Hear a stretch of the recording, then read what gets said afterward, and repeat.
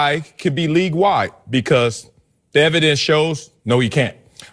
You talk about a Julian Edelman, you talk about a Chris Hogan, who are in the Super Bowl right now, doing amazing for the Patriots, and out there exempling what you're saying. Hey, these guys deserve more touches, more value, more opportunities. No, they don't. They do in New England, not outside the league. Here's the examples. There have been 2 cases that raised their hand and said, you know what, let me test this free agency. Let me be out there on a different team and let's see my value. Latest example was Danny Amendola. Anybody? Danny Amendola? Hello. Sucker, dude went out there with the Miami, put up 500 yards and 1 touchdown. Oh, Ryan Tannehill. Ryan Tannehill. Okay, well, let's go. I'm glad you said that because there was one great by the name of Wes Welker. Wes Welker, the same one that was with the Chargers and the Dolphins, went to New England, in 7 years, had 5-6 years with 1,200 plus yards. Insane. Wes Welker, next level household name. Decides to go, let me go to the Denver Broncos. Who was the quarterback then? It ain't Ryan Tannehill. Who was it? Peyton Manning? I don't know. Yeah, it was concussion issues. No. Not this year. Not this year. Not the first year he got there. You know what happened? He got with Peyton Manning, who was a league MVP, threw 55 touchdowns and 5,500 yards. You would think Wes Welker, he really about to eat, right? Production dropped in half. You know why? Because you ain't in New England, bro. You a system player. As you're talking about the white slot receiver of New England, stay white slot in New England. And as soon as you leave that system, not one person has shown that they can go out there and be a number 1 in any other system. I say change your system and find you a Cooper Kupp the same way Sean McVay, the next Bill Belichick, has done, and Jared Goff had great success with him. These guys are undervalued. This league has changed. The way they play offense has changed. Taking the top off the defense, I just don't think is as important. Well, for me, I was a slot receiver, and so I always thought we were undervalued when I was playing. So and you black. But you go to New England, I 100% agree. This only works in New England. Cooper Kupp worked very well out here in Los Angeles. This only is going to work in New England. But if you look at it, they had Troy Brown before these guys. Then they had Deion Branch. Then it became the white receiver with Wes Welker and Julian Edelman. I trained with Julian Edelman when I was playing. Julian Edelman almost had me kill myself at times because I didn't want him to outwork me. That's how hard he worked. He can play. I take nothing away from him. But these guys, the common denominator is number 12. That's why they have success, is because Tom Brady is throwing the ball. They're smart enough to understand what the defense is doing. They know how to sit in zone. They know to run away in man. They know where the guys are supposed to be defensively, so they know what they're going to do on offense. Tom knows they know this, and they basically looking at the game from the same set of eyes. That's why they have this type of success. Cole Beasley, you had 65 catches last year. That's not a bad year for a slot receiver. If Amari Cooper isn't getting the ball, Jerry Jones should be saying something. He should be telling them Amari Cooper needs to get the ball. I understand your gripes, but Marcellus is 100% correct. These guys aren't working. If Julian Edelman, he was a free agent. I wouldn't say New England lowballed him, but he didn't get paid per se because his value to other teams is not the same as it is in New England. Well, usually what would happen is the teams that we played against, the players that gave us problems were players that were targeted in free agency. And Wes Welker came up because the head coach had been hired. I gave y'all problems. What happened with me? Get him, TJ. So Wes Welker comes up, is a casualty of a new head coach, and he had given us tons of problems in Miami, and then he was brought in the system and had tons of success, and he moved on much later in his career, so I think it was a different time frame. There'd been a lot of production in between that, a lot of hits, a lot of mileage on those tires. I don't think it's a function of black or white or any of that stuff. Troy Brown was very successful in that system as well. The idea of a slot receiver being a number 1 receiver, it's hard to push that forward because you want a number 1 receiver to play outside or inside. You want a number 1 receiver to be able to be effective at all different points along the line of scrimmage, where those slot guys typically can only play in that area. When you try to push them outside, they're not the same guy. In terms of Cole's argument, I think it hurts his free agency when you start talking about I wasn't targeted enough. Is there some truth to that? Yeah, there is some truth, and you know this too, that offensive coordinators will design plays for certain guys, especially high maintenance guys.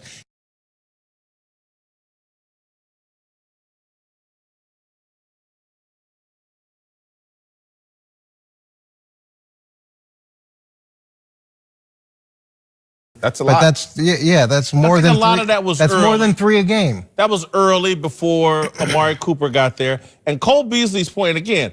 Cole Beasley, who knows if he could go to New England or maybe he's auditioning or trying to campaign to get to Pittsburgh. Get AB, let me be the slot receiver for Big Ben. Who knows what kind of success he would have. I just think the game has changed, and you can't remove color from this. The game has changed that the slot receiver is just a lot more valuable than he used to be. And that's what I think.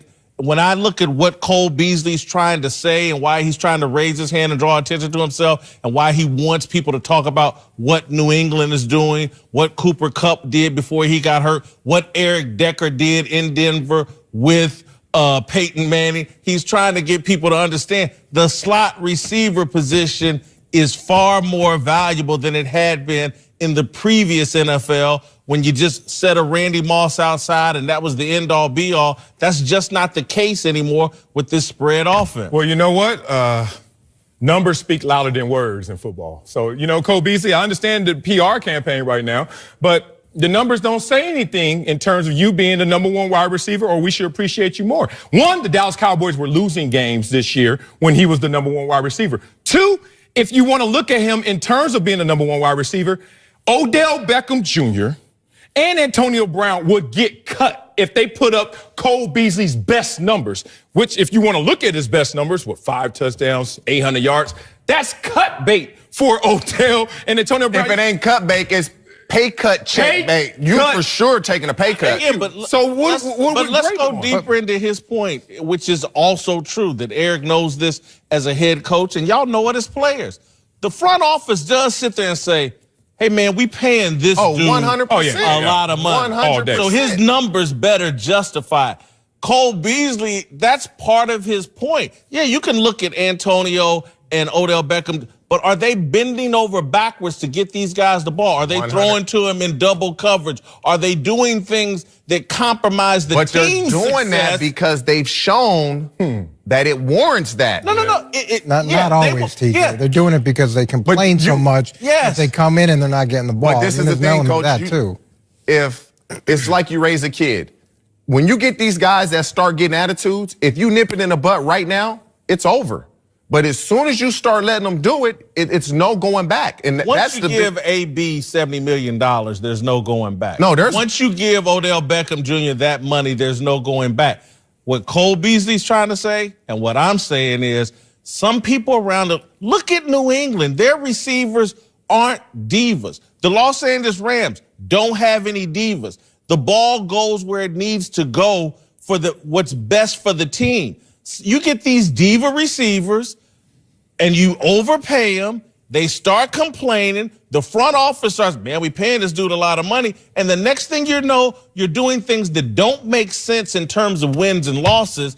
It makes sense in terms of dollars and cents and shutting this person up. It's interesting that we have two discussions going on. One, are you deserving of top dollar, which I don't think you're saying Cole Beasley is deserving, right? I hope not. No. What I'm saying is Cole Beasley's point is if y'all played the right system, what New England's doing, I'm still have value. He even said in here. But everybody can't beat Tom Brady. That's the problem.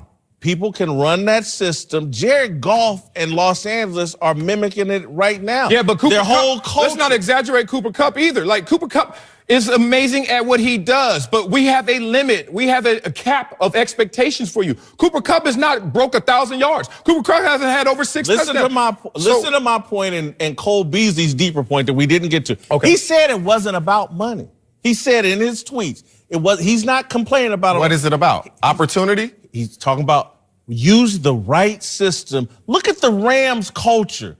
And Todd Gurley saying, you know what, I didn't even deserve to play. I wasn't playing that well. That's a mimic of the Patriots. But theoretically, let's start doing things that are best for the team and not for the individuals. And these diva wide receivers drive a lot of the negative energy and doing what's best for the individual rather than the team. Cole Beasley's trying to say, I'm one of these guys like Edelman and Hogan. I'm going to do what's best for the team. I have value. But technically, if you think about what you just said, that is about money because he wants more targets, which will in turn make him more money because he will have more statistics. And so it's about that. When you get 87 targets in one season, that's a lot. And that's a lot. What was the mantra? What was the narrative about the Dallas Cowboys before Amari Cooper got there? The receivers can't get separation. That included you, Cole Beasley. And Dak Prescott said, we don't need a number one receiver until they got one. They needed a number one receiver. And then they were 8-3 with that number one wide receiver. It's just amazing to me. Being a backup for 3 of my first years in the league, it's amazing when you do a little, but expectations are low. They make that seem like it's a lot. So I would play 15 plays. And then, let me luck up and get a sack. Oh, my God, Wiley's coming, Wiley's coming. Then I went out there and started. And let you only get like a sack here or there. They're like, oh, man, get the money back. And you're like, wait a minute. My numbers are still better than when I was in there in these little doses. You got to understand, it's this kind of fluctuation in expectations.